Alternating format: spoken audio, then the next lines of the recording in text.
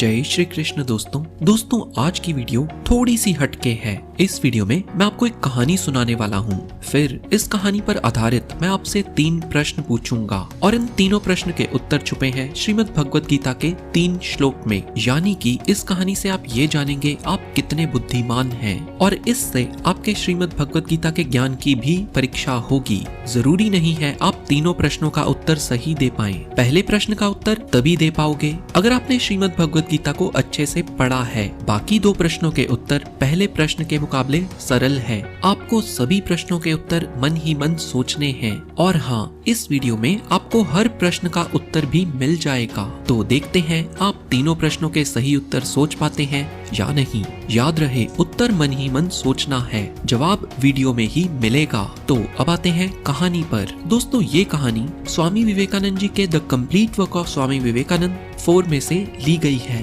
प्राचीन काल में भारता नाम के एक महान सम्राट थे। उन्होंने अच्छे से अपना राज्य संभाला और जब वो बूढ़े हो गए तो उन्होंने संन्यास लेने की ठान ली। उन्होंने अपना सारा राज्य अपने पुत्रों को सौंप दिया और खुद संन्यास ले लिया। राजा एक जंगल में चले गए। कहाँ पहले राजा एक महल में रहते थे और खाना भी सोने और चांदी के बर्तनों में ही खाते थे, परंतु अब जंगल में एक नदी के किनारे राजा ने एक छोटी सी कुटिया अपने हाथों से तैयार की। भोजन के लिए राजा खुद जंगल से खाने के लिए जंगली फल लाते और खाते। राजा अपना ज्यादा समय ध्यान लगाने में ही व्यतीत करने लगे। राजा नदी के किनारे अपनी कुटिया में बैठे बैठे घंटों ध्यान लगाते। दिन, महीने व साल ऐसे ही बीत गए। फिर एक दिन ऐसे ही कुटिया में बैठे राजा ध्यान लगा रहे थे कि एक मादा हिरन कुटिया के पास जो नदी बहती थी उसमें पानी पीने के लिए आ गई। उसी समय थोड़ी दूरी पर एक शेर दहाड़ता हुआ आया। शेर की दहाड़ सुनकर मादा हिरन इतना भयभीत हो गई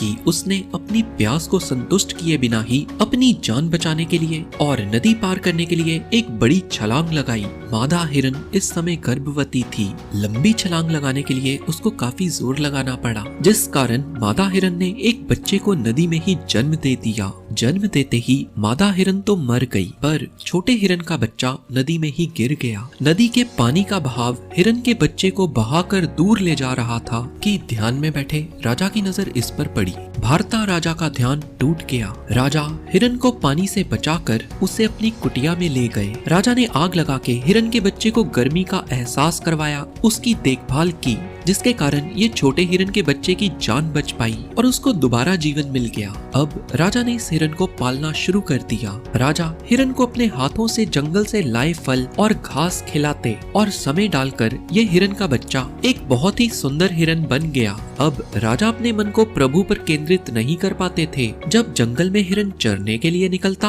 और लौटने में हिरन को देर हो जाती तो राजा का मन चिंतित हो जाता। राजा के मन में विचार आते, शायद हिरन पर किसी बाघ ने हमला ना कर दिया हो। इसी तरह कुछ साल बीत गए और एक दिन राजा की मृत्यु नजदीक आ गई। राजा नीचे जमीन पर लेट गए, लेकिन राजा का मन ईश्वर पर केंद्रित ना होके हिरन के बारे में ही सोच रहा था और राजा की मृत्यु के समय हिरन भी काफी उदास लग रहा था। राजा की आंखें उदास हिरन को देख रही थीं और राजा ने ऐसे ही प्राण त्याग दिए। अगले जन्म में राजा ने एक हिरन के रूप में जन्म लिया। अब आपसे पहला प्रश्न है, भारता नाम के ये राजा अगले जन्म में हिरन क्यों बने? इसका उत्तर मन ही मन सोचिए। राजा अगले जन्म में हिरन क्यों बने? हम उत्तर अंत में जानेंगे, पहले कहानी को पूरा सुनते हैं। हाँ, तो हम थे भारता नाम के ये राजा अगले जन्म में हिरन के रूप में इस धरती पर जन्म लेकर आए। लेकिन राजा के अच्छे कर्म मरे नहीं।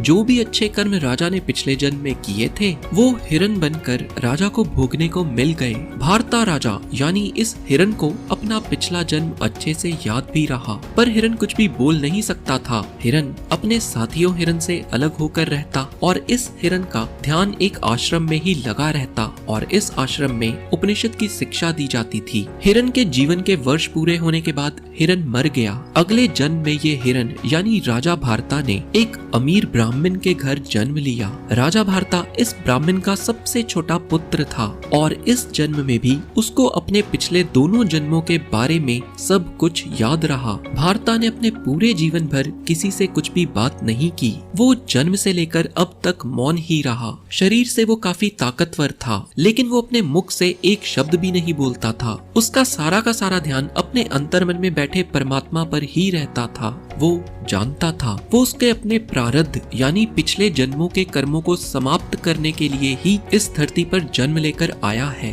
कुछ समय ऐसे ही बीता और एक दिन इसके पिता की मृत्यु हो गई। बेटों ने संपत्ति को आपस में बांट लिया। बड़े भाइयों ने सोचा ये सबसे छोटा भाई तो एकदम निकम्मा है, उसके पास तो कुछ भी नहीं है करने को। ये सोचकर बड़े भाइयों ने छोटे भाई की जायदाद को हड़प लिया, लेकिन भाइयों ने दया दिखाते हुए अपने छोटे भाई को भोजन करवा देते। परंतु भाइयों की पत्नियां यानी राजा भारता की भाभियां जानबूझकर इससे झगड़ा करती। राजा भारता जो कि इस जन्म में छोटा भाई था, हमेशा शांत ही रहता और मुख से कुछ भी नहीं बोलता। जब भी इसको इसकी भाभियां सताती थी, ये घर से बाहर जाकर एक पेड़ के नीचे बैठ जाता और जब भाभियों का गुस्सा शांत हो जाता, ये लौटकर घर आ जाता। एक दिन जब भाभियों ने उसके साथ काफी क्रूरता भरा व्यवहार किया और काफी गाली गलौज भी की, तो वो घर से बाहर एक पेड़ के नीचे जा खड़ा हुआ और इंतजार करने लगा कब उसकी भाभियों का गुस्सा शांत हो और कब वो घर जाए।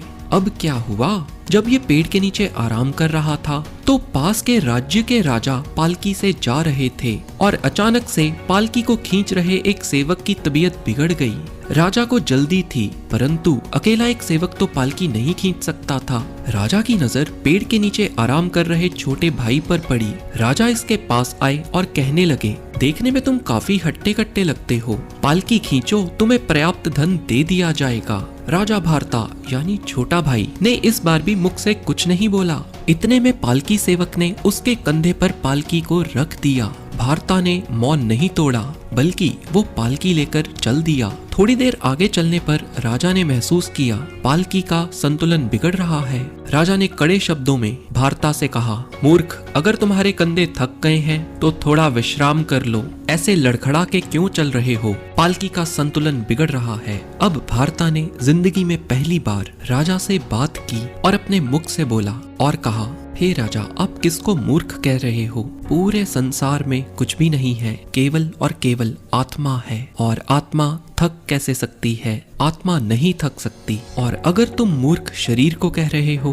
तो तुम्हारा और मेरा शरीर एक जैसा ही है, भारता ने कहा। और अगर आप इन सब से परे की बात कर रहे हो तो वो आप में और मुझ में समान है। दोस्तों, दूसरा प्रश्न आपसे है, भारता में और राजा में क्या समान है? प्रश्न एक बार फिर सुनिए, भारता में और राजा में क्या समान है? चलिए अब कहानी आगे सुनते हैं। भारता ने कहा, पालकी हिल रही थी क्योंकि मैं नहीं चाहता था जमीन पर रेंग रहे जीव जंतु मेरे पैरों तले रेंग कर मारे जाएं। मैं कीड़ों को बचाने के लिए वहाँ पर पाँव नहीं रख रहा था जहाँ पर जमीन पर जीव जंतु रेंग रहे थे, इसीलिए आपकी पालकी सीधी नहीं चल रही थी। अब राजा को लगा भारता कोई आम इंसान नहीं है, बल्कि कोई पहुंचा हुआ संत है। राजा ने क्षमा मांगी और कहा, जब उसने पालकी खींचने को कहा था तो वो नहीं जानता था कि वो एक मजदूर नहीं बल्कि कोई पहुंचे हुए संत हैं। भारता ने राजा को आशीर्वाद दिया और शरीर को त्याग दिया और वो सदैव के लिए जन्म और मृत्यु के बंधन से मुक्त होकर मोक्ष प्राप्त कर लिया।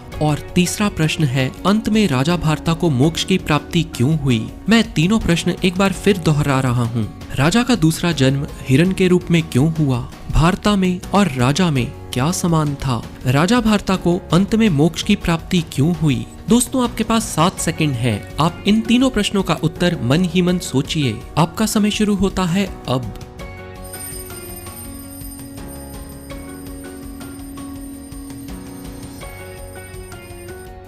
अब आते हैं प्रश्नों के उत्तर पर। भारता का दूसरा जन्म हिरण के रूप में हुआ। इसका उत्तर मिलता है श्रीमद् भगवद गीता के 8वें अध्याय के 6वें श्लोक से, जिसमें श्री कृष्ण बताते हैं, मृत्यु के समय मनुष्य जिस किसी भी विषय वस्तु का चिंतन करते हुए शरीर त्यागता है, उसी विषय वस्तु के भाव को वो पाता है। मृत्यु के समय भारता हिरण का चिंतन कर रहे थे, जिसके कारण उनका अगला जन्म हिरण के रूप में हुआ। दूसरा प्रश्न है, भारता में और राजा में क्या समान है? इसका उत्तर मिलता है श्रीमद् भगवत गीता के 15वें अध्याय के 7वें श्लोक में, जिसमें श्री कृष्ण बताते हैं, दुनिया के सभी प्राणियों में जो जीवात्मा है वो मेरा ही अंश है, यानी जो आत्मा है वो परमात्मा का ही अंश है, एक हिस्सा है, और ये अंश हम सभी में है।